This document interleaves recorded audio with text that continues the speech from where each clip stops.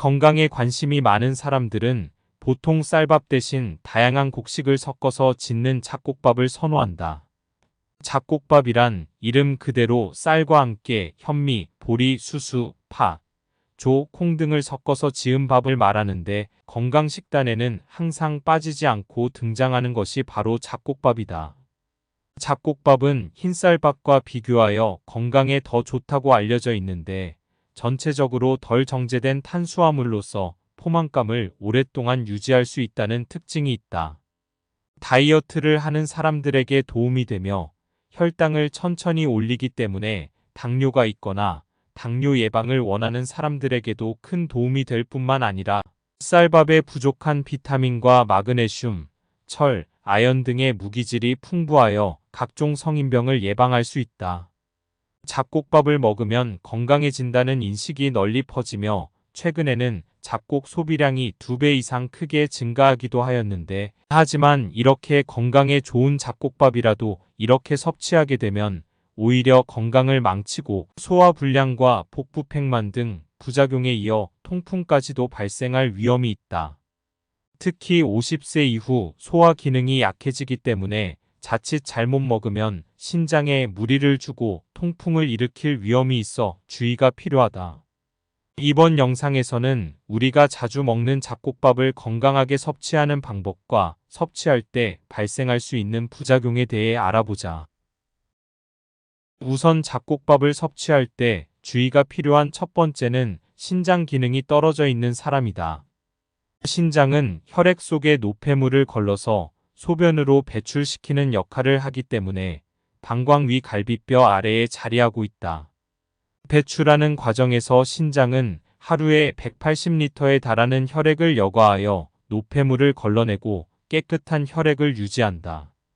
이처럼 신장 기능은 우리 몸에서 매우 중요한 역할을 담당하고 있는데 일반인들과 달리 신장 기능이 약한 사람의 경우 잡곡밥 섭취를 피해야 한다. 신장에 문제가 생길 경우 여과되지 못한 노폐물이 몸 안에 쌓이게 되어 병을 유발할 수 있으며 신장 기능이 떨어져 노폐물 여과율이 50% 이하로 떨어질 경우 궁극적으로 말기 신부전증에 도달하게 된다. 이때 잡곡밥에 포함된 칼륨이 문제가 된다.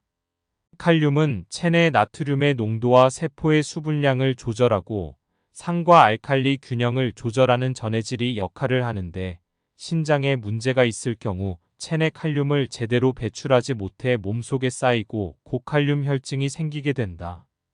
고칼륨 혈증이 생기면 기본적으로 무력감에 빠지게 되고 심할 경우 마비가 오거나 심부정맥까지 유발할 위험이 있기 때문에 주의가 필요하다. 결국 칼륨이 풍부한 현미, 콩, 보리, 귀리 등이 포함된 잡곡밥을 먹을 경우 쓰고 남은 칼륨이 소변통에 배출되지 못하여 체내에 축적되면서 건강을 해치게 되는 것이다. 두 번째는 요산 수치가 높을 경우이다. 요산이란 소변에 포함되어 있는 물질로 퓨린이 분해되면서 만들어지는 최종 대사산물을 말하는데 이러한 요산 수치를 낮추려면 퓨린 함량이 높은 음식을 피하는 것이 좋다.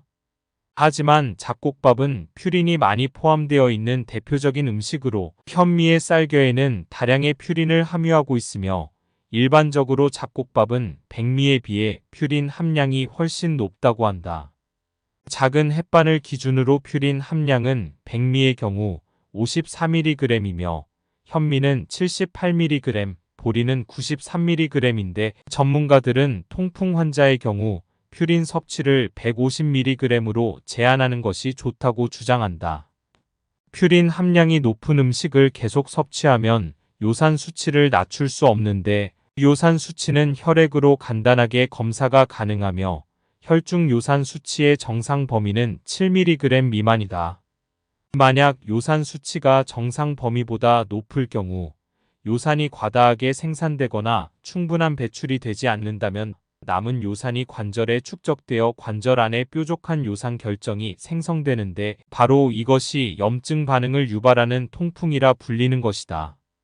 요산이 신장에 침착하게 될 경우에는 신장 질환을 유발할 수도 있는데 요산 수치가 정상보다 높다고 해서 무조건 질병을 유발하는 것은 아니지만 특별한 증상이 없더라도 무증상 고요산 혈증인 경우도 있다. 증상이 없다고 관리하지 않는다면 요산이 체내에 과다하게 쌓여 제대로 배출되지 않게 되고 결국 바람만 스쳐도 고통스러운 통풍으로 이어질 수도 있기 때문에 주의가 필요하다. 세 번째는 소화력이 약한 사람이다. 현미는 백미에 비해 식이섬유가 3배 많고 비타민 B는 2배에서 5배 이상 높으며 철, 인과 같은 무기질은 2배 이상 많다고 한다. 이처럼 영양학적인 측면에서는 백미보다 뛰어나고 식이섬유도 풍부하다 보니 현미를 고집하는 경우가 많은데 이렇게 풍부한 식이섬유가 오히려 부작용을 유발할 수도 있다. 현미의 식이섬유는 다소 거칠고 나이가 많은 노년층의 경우 먹기도 힘들 뿐더러 소화에 더 많은 시간이 걸린다. 특히 50대 이후 소화력이 좋지 않은 사람들은 현미밥을 먹고 소화장애 등이 발생하여 식후 불편감을 느낄 수도 있기 때문에 주의가 필요하다. 만약 소화력이 약한 사람이 꼭 현미가 먹고 싶다면 백미와 일정 비율로 섞으면 소화가 편하고 영양소를 충분히 흡수할 수 있다. 네 번째는 치아가 좋지 않은 사람이다. 앞서 설명한 것처럼 잡곡밥은 흰쌀밥보다 꼭꼭 씹어 먹어야 소화가 잘 되기 때문에 치아가 좋지 않은 사람들의 경우 섭취에 어려움을 느낄 수 있다. 현미의 피트산 성분은 칼슘, 아연, 망간 등을 배출하는 효능이 있는데 현미를 장기간 복용하면 충치나 잇몸이 내려앉을 위험이 있다. 나이가 들면서 점차 치아 건강이 나빠지게 되면 현미밥을 먹는데 어려움이 생기며 소화장애까지 발생하여 불편감을 느낄 수도 있다. 또한 체질적으로 현미가 맞지 않는 사람들도 있기 때문에 현미를 먹고 몸이 차지거나 복통, 설사 등의 증상이 나타난다면 섭취를 주의하는 것이 좋다. 마지막으로 6세 미만의 아동이다. 잡곡이 대부분의 어른들 몸에 좋다고 해서 아이들에게까지 좋은 것은 아니다.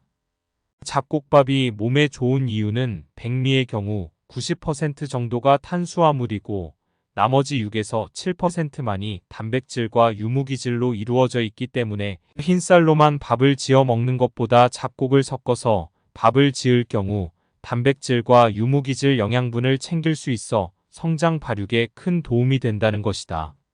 하지만 백미의 경우 탄수화물만 소화시키면 소화장애를 일으키지 않지만 더 많은 단백질을 함유한 잡곡밥은 탄수화물보다 소화시키기 어려울 뿐만 아니라 어린 아이의 소화기에 많은 스트레스를 주게 된다. 결국 잡곡밥은 백미보다 소화가 잘 되지 않아 몸의 기능이 아직 완성되지 않은 아이들은 심할 경우 심각한 소화기 장애 등을 초래할 수도 있는데 성장기 어린이의 신경계 발달에 가장 중요한 영양분은 단백질과 지방이 아닌 탄수화물이다. 뇌 발육이 왕성한 6세 이전의 어린이에게는 충분한 탄수화물이 공급되어야 하며 소화기의 기능이 떨어져 있는 아이들에게는 잡곡밥보다는 소화가 잘 되는 밥을 섭취하게 하여 위장 기능을 튼튼하게 하는 것이 좋다.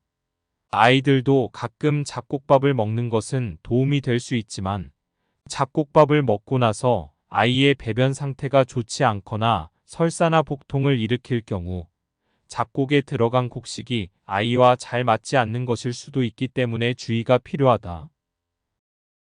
지금까지 잡곡밥을 건강하게 섭취하는 방법과 섭취할 때 발생할 수 있는 부작용에 대해 알아보았는데 신장 기능이 떨어져 있거나 요산 수치가 높거나 소화력이 약하고 치아가 좋지 않은 사람들은 잡곡밥을 섭취할 때 주의가 필요하며 6세 미만의 아동의 경우 몸의 기능이 아직 완성되지 않아 소화기 장애를 유발할 수도 있다.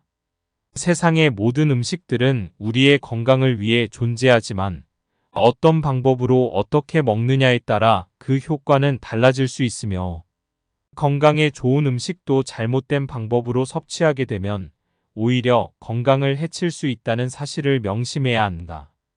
건강한 식단으로 여러분들의 건강을 지키셨으면 좋겠습니다.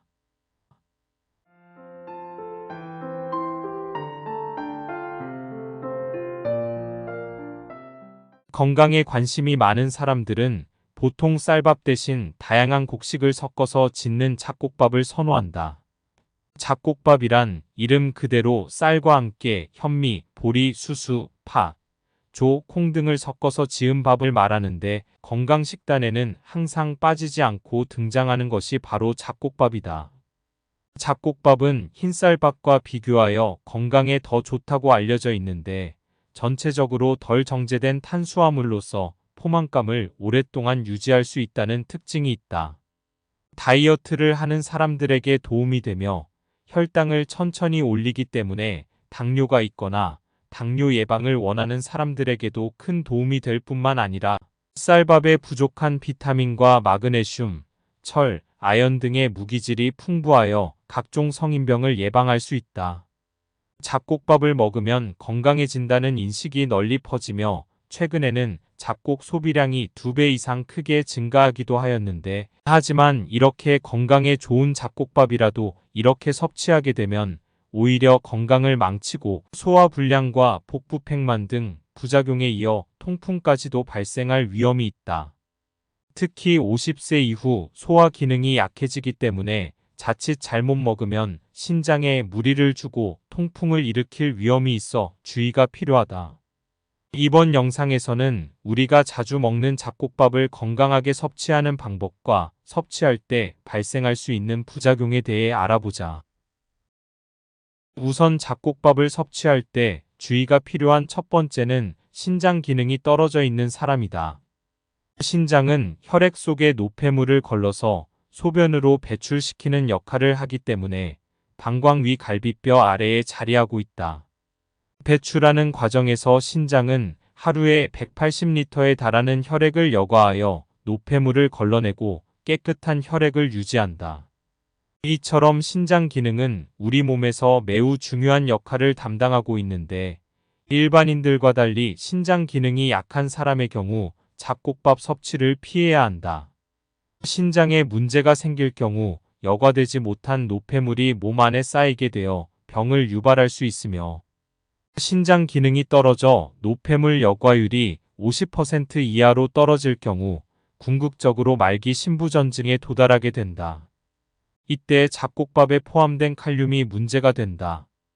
칼륨은 체내 나트륨의 농도와 세포의 수분량을 조절하고 산과 알칼리 균형을 조절하는 전해질이 역할을 하는데 신장에 문제가 있을 경우 체내 칼륨을 제대로 배출하지 못해 몸속에 쌓이고 고칼륨 혈증이 생기게 된다.